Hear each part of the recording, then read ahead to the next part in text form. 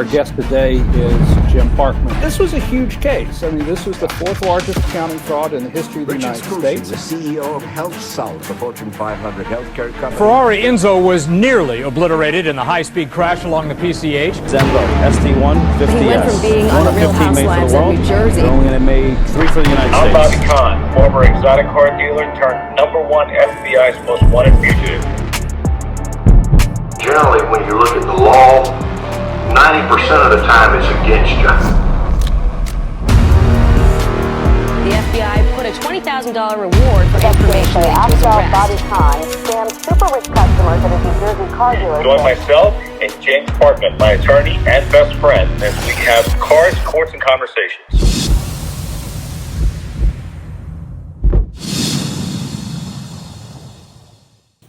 Hey, welcome back to another episode of Parkman Khan Unleashed. Today it's just Bobby Khan, me, myself, and I, since Jim Parkman is starting a murder trial. So all the best to Jimmy and his client.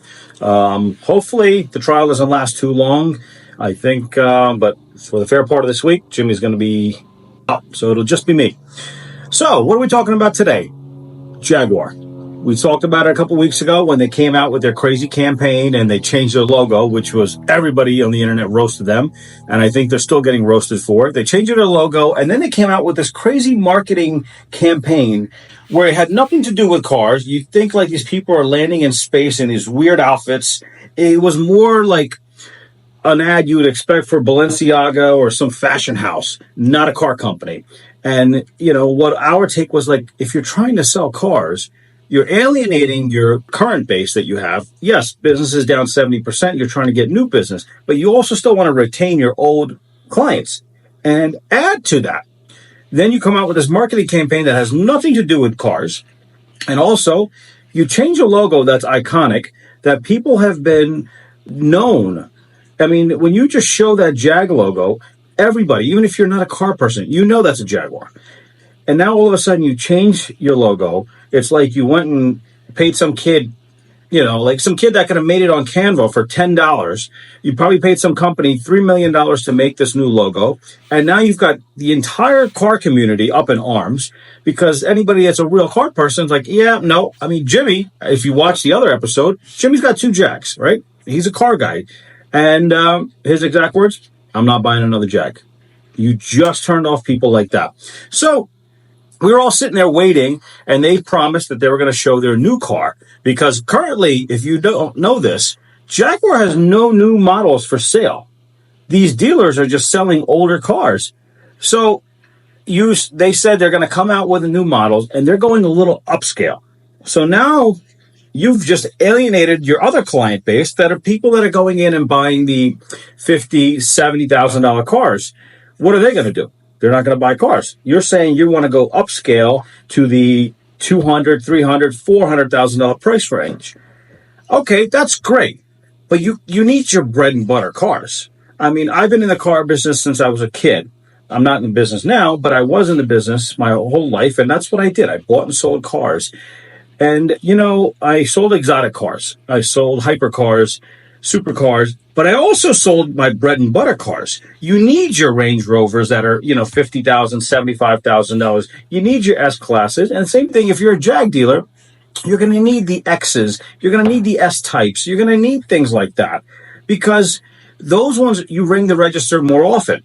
You know, not every day somebody walks in and buys a $400,000 car.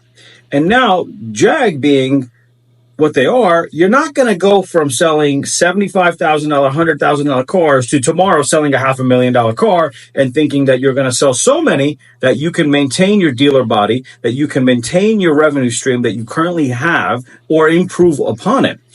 I can understand coming out with a halo car. Jag, you know, I mean, not Jag, but Audi, Lexus, all these companies, they have a halo car. Like the Lexus had the LFA, okay? Yes, you're charging $400,000, but then what happens with these halo cars, like the Audi R8?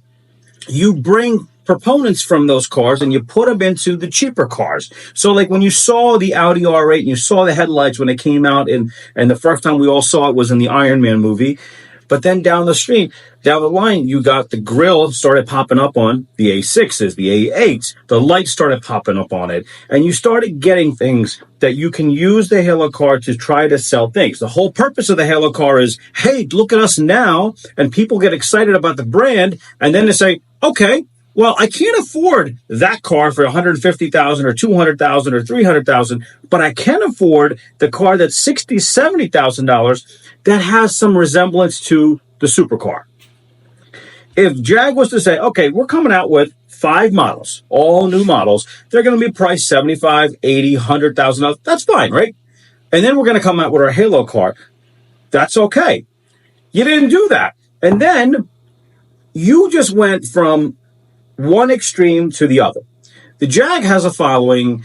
I've always considered the Jag the poor man's Bentley. And I'm not disrespecting anybody about it. I used to love old Jags, Van den Plas. I've owned them all. I loved it because I always said, if you got a Bentley that you're going to drive on Sundays, you drove the Jag during the weekdays because you still had the soft, supple leather, the wood picnic tables. You had the nice British car feel. And it was a nice car. It doesn't matter if it was the 8-cylinder or the 12-cylinder. It was a nice riding car. You know, I mean, Enzo Ferrari one time said that one of the most beautiful cars was the Jag. So now, pictures got leaked last night. And obviously we knew it was going to be a very homely looking car. I don't think Jag's in the car business anymore. I think they're in the appliance business. Let me show you what their new car looks like. That right there. That is the rear end. That looks like an air conditioning unit that you put in your window. There's no rear window there. Okay? Let me show you the side posts. I think they fired their designers and they hired some kid from ROBLOX. What is this? Who's going to buy this? I don't know anybody that's a traditional Jag customer that's going to go in there and buy this. So you basically blew up your brand because you said you're trying to be all-inclusive and you want to be the car company that sets the example for DEI hires and all this stuff. That's great. But what is your target market? How many people that you're targeting in that community are actual Jag buyers or actually going to go out there and buy this thing for $400,000? And it's electric. So now you're no longer a car company that produces normal combustion engines. You now want to be all electric. When the writing is on the wall and every other car company that started making electric cars is saying, it's not working out for us. We're going to now go back to selling combustion engine cars. Now, especially with Donald Trump becoming president, he's going to, ease back all those rules and regulations that were put into place by Obama and Biden. And car companies can actually go out there and make combustion engine cars again. Porsche, that wanted to go all electric on certain cars, is saying, can't do it. Volkswagen is saying, can't do it. And so, just like that, so many other car companies have said, we tried it, it failed. Look at Ford, lost billions of dollars on the Lightning and all that stuff. It's just not feasible. And now you put all your eggs in one basket. Not only did you alienate current customers, but now you're going to sit there and build cars that look like appliances. Am I missing something here? I mean, I'm not the smartest guy in the world, but who do they hire? It gets me because Ratan Tata, who owned Tata Motors from India, was a very smart man. I actually admired the guy. He was a really smart guy. And he just passed away about a month and a half ago. And all of a sudden this happens. So what I have to say is, when was this all put in place? Did he know about this? Obviously, planning a car takes years. But what was he thinking? And what was the board thinking? And what is the people in charge currently thinking? What do you think should happen? What do you think is going to happen to Jag? What do you think their future is?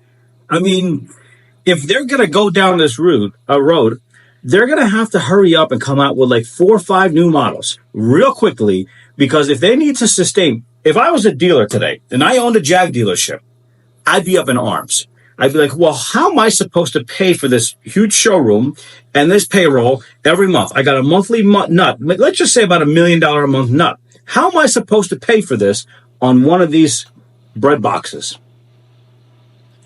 How many people are going to walk in there and buy that thing? Would you? At $400,000? Would you buy it at $200,000? I don't think so. I think Jag should name the new car Tombstone, because that's what it's going to be, in my opinion. The car company is going to be dead, and it's going to go the way of Nissan is. As Nissan just said this past weekend, they have enough money on hand to last 12 to 14 months, and all options are on the table where they could either go out of business or sell themselves to somebody else. I think Jag's going to have to do that, or they're going to have to get folded into just Land Rover, and just become one company at this point. And well, they are one company, but what I'm saying is everything will be sold under one umbrella. And Jag could probably be a trim line for Land Rover, and Land Rover will end up selling cars as a Jag trim line, like Mercedes sells Maybachs. Just my opinion. What do you guys think? Let me know. Make sure you like, share, subscribe, and watch all the other videos.